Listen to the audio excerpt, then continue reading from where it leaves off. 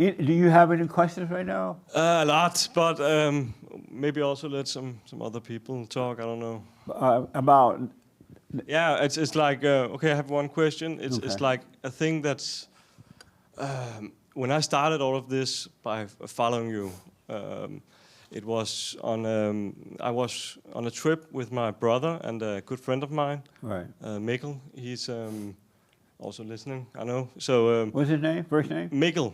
Hey, Miguel. Always in Denmark. Yeah.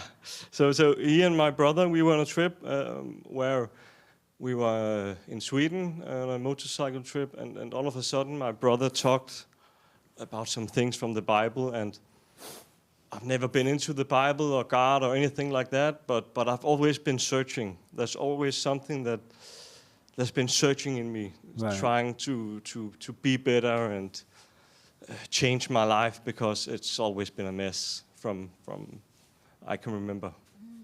So, but on this trip, he said something that really struck me. It really resonated with my soul, or something very deep. And then he showed me you, and he said, listen to this guy, and I was like, oh, okay. He sends a lot of things, so it's like, Okay. yeah, I'll another listen one. to this nigga rah-rah. Right. Oh, God, another preaching nigga rah-rah. Yeah, kind of. But then I heard you, and the same thing happened. It just resonated with me, your words and the things you talked about, and I could see it, like Right on a whole nother level that I've ever seen anything. But my question to this is, if we have no free will, as you say, and I understand that, how do we choose to become born again, or to? Because I didn't choose to listen Follow to the God. stuff my brother said. Right. I didn't choose it. I had no interest in exactly that, but it just resonated with me. Right on. But It was because inside of you, you already knew the truth. It's always been there, just you forgot when you were traumatized and you left home the truth. And you've been out in the wilderness, the imagination, you've been living there, but you knew something was wrong. You knew something was missing, and you wanted it. And because you wanted it, that's why it revealed itself to you. It brought you back to him, the truth, because that's what you wanted. Okay. Most people will hear the same thing and they're totally reject it. Yeah. Because that's not what they want. They don't want to return to the Father. They don't want the truth, and the truth is not going to present itself to anyone that doesn't want it. But Yeah. you've always wanted it. You knew something was wrong, but you didn't know why. I remember as a kid, I was like that. Yeah. I knew something was wrong, Exactly. but I didn't know what. And I knew I missed my father. I wanted my father. I didn't know what that was all about. I didn't know wanting my earthly father was a real wanting for the spiritual father, the No. real father. And so you've been always wanting it, and you were not accepted. You would not accept all this other stuff around you because it didn't register with what was inside of you. It was all you wanted it. That's why you got it. But like, and that's my struggle, because I understand that. I really do. But what makes people want the truth? Doesn't anybody want it if they really know what the truth is? If they know how good God is and how the truth is, doesn't people anybody don't want it? Most people have never wanted the truth. Even when Jesus Christ walked the earth, most people didn't want it. So it's Most- just random. Yeah, it's just a few, Okay. a handful. And it's You- just random who the few is? Yes. Oh, okay. Yeah, you can notice in your family, for example, it sounds like your brother want it, but everybody else in your family don't want it. Yeah. True. Yeah, they argue with you about it. Even the other Christians or whatever in your family, they will argue with you about the truth because they don't see what you want, what you see, because you're getting the real deal from within because you want it. Okay. You just didn't accept all that other stuff. So, but most people are not going to want it. Most Okay. people do not want it. And the one thing is I love about God is that he's not going to force it on anyone that doesn't want it. He'll leave you right in your misery. He'll let you cry. He'll let you judge. He'll let you be afraid. He'll let you be totally lost unless you want it, and then he'll bring you home. Yeah, it makes total sense. I can also see it when I talk to my father.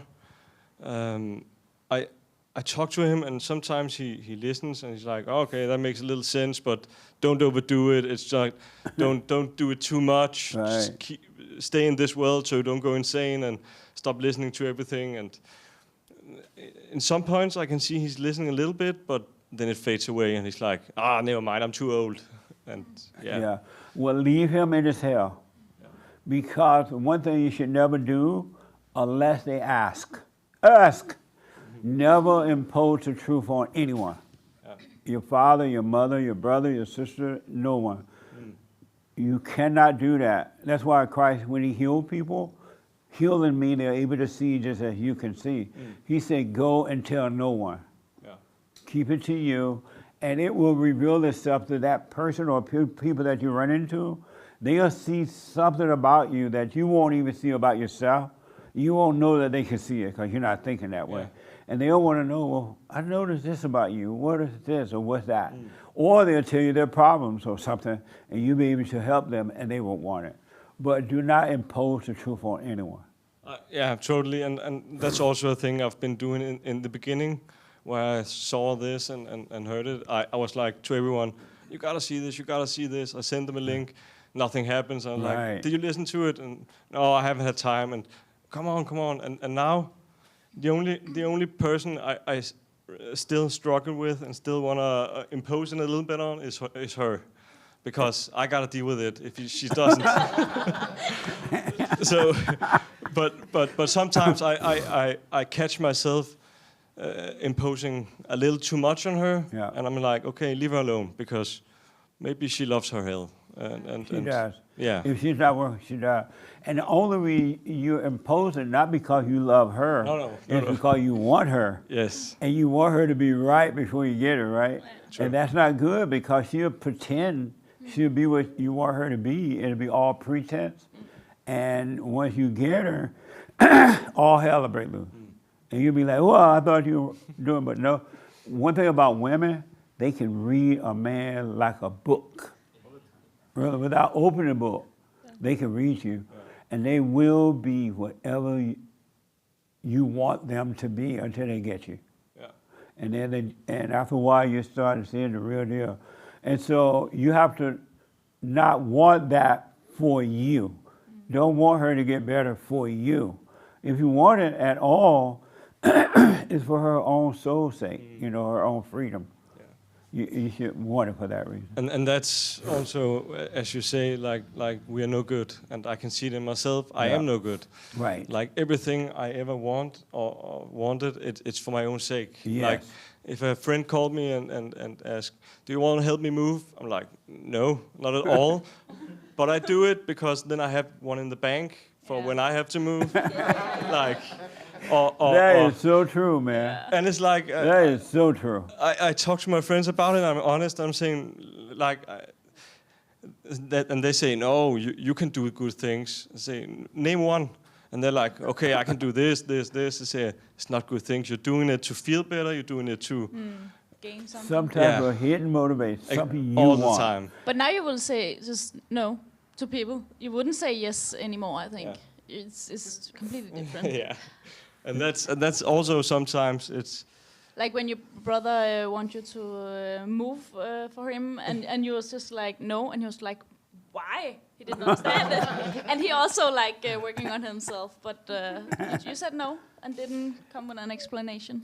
Yeah, and it's also sometimes the thoughts also manipulate me to doing maybe too much the other thing. Yeah. So it's like always, if I want to do a good thing, or I think it's a good thing, it's like, okay, I want to help this person. No, but am I doing it for the wrong reasons? And then I'm going into a long thought about it, and I'm like, okay, never mind, I don't want to do it. Yeah. Right on. Yeah. I want to encourage you and all people, starting today, never, ever, ever obey a thought. Don't obey it. Do not obey. Even you have to remind yourself, when those thoughts, one of the reasons that when those thoughts come like that, no matter what it is, just say, I see you, but I'm not going to obey. Yeah. I'm not going to obey. Yeah. I will not obey. It's going to blow your mind.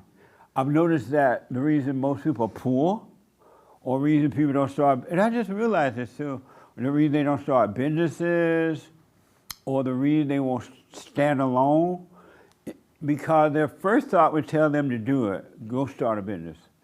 And then they have a second thought, and that's the thought they will obey, because that thought tells them you're not going to make it, it's not going to work, or you're not going to get the money, or this, right?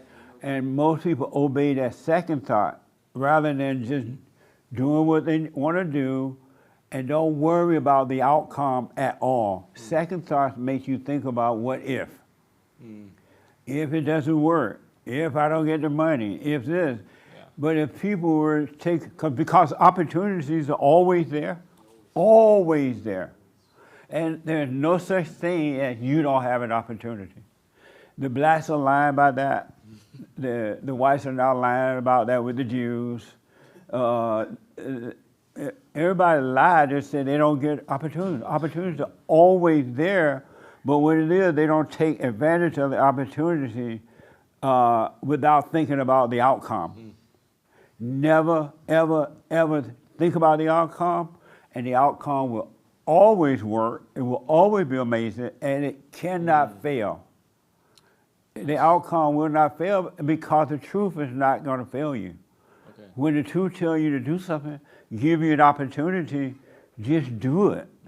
The truth cannot fail. You understand that? Yes, sir. But when you say you're going to do it and then you get this thought about, well, what if it's not going to work and this and that, or you go and talk to other people about it and they talk you out of it because they'll give you their fears too, you're not going to make it. But if you just do it, one of the reasons my nonprofit lasted this long, because I never thought about the outcome. I knew that the opportunity came, not from me, and I didn't have a plan. I didn't know how to, I'm black and slow, I didn't know how to make an organization work. and I remember when we wrote down the 503 thing, we had to turn that in. They were like, what's your 5-year plan? I'm like, I have no plan. What about this? I'm like, I have no idea. I've never had a plan, so I never had an outcome for it. If it works, it works. If it stops, it's over. It was the same with my janitorial service when I first started that. If you never think about the outcome, just take advantage of the opportunity and be grateful for the opportunity and never think about the outcome, the truth will not let you down. It will not let you down. Isn't that amazing? It's amazing. But every human being think about what if. Oh, I got to go and ask, what do you think about this? I want to start a business. I remember when I first started janitorial service, I was real sophisticated. I was black, but I was sophisticated. Because I had sophisticated friends. And they were like doctors and lawyers and nurses and everything, because I worked for a hospital. And I was like, I want to start a business. At the time, I wanted to start a transcribing business, but I didn't have the money. And then I realized, oh, I can start a janitorial business, because it takes no money. You need to put your name out there. And my friends were telling me, oh, you don't want to start that's for the Mexicans. You don't want to start. What people are going to think about you with a janitorial thing? And the Mexicans are going to outbid you anyway, because the Mexicans always underbid. That's why the rich white folks love the Mexicans. Because the Mexicans underbid. They used to. They don't do that anymore. Right, huh? But they'll change that. But they were like, what are you people going to think about you with a janitorial service? But I'm like, I don't care what people think. I just want to get a business started. And so I started a janitorial service, and in 7 years I had 7 full-time employees. And I'm like, where did this come from? And then I was able to quit my day job and just run the janitorial business. And then when I started this business, I got so busy with this, I had to sell it. And right away, I did the foolish thing. I asked my friends, what you say I'm going to sell this? Nobody want to buy a janitorial service. What do you mean? I said, no, I'm going to sell it anyway.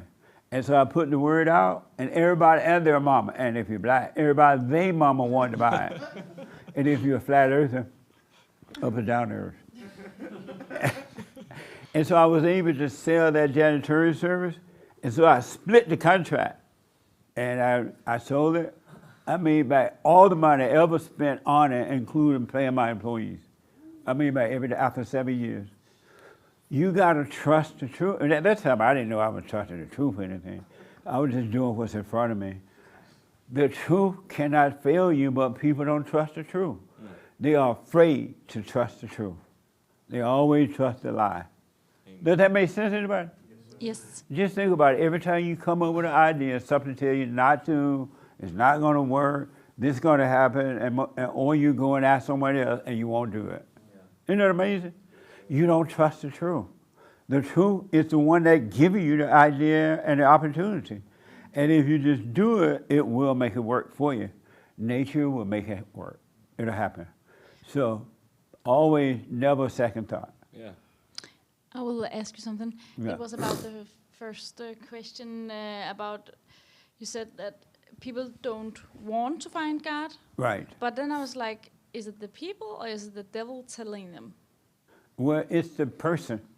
Well, they have what they have happened. They have accepted evil, and they become one with evil, so they think they are evil, even though they're not thinking of themselves as evil. Yeah. But they have identified so much with the thoughts and the imagination, they think that it's them. And so they don't want anything but that, and they don't want you to tell them that they can change. They don't want to be told that they're wrong, even though they're miserable. They have fear, they're jealous, they're envious, there's strife, but they don't want to hear that they can change. Even a Christian would tell you, no, I want to wait until I get to heaven. I don't want to be free now. I'm only human. Leave me in my hell. They don't want to know that they can have perfect peace right here. So you have to, and God is not going to force it. He'll leave them right there. So that's why you're not supposed to impose. Okay, it makes sense. I have another question. It's like throwing, oh. what did Jesus say we give to the swine? Pearl to the swine when you try to tell them the truth.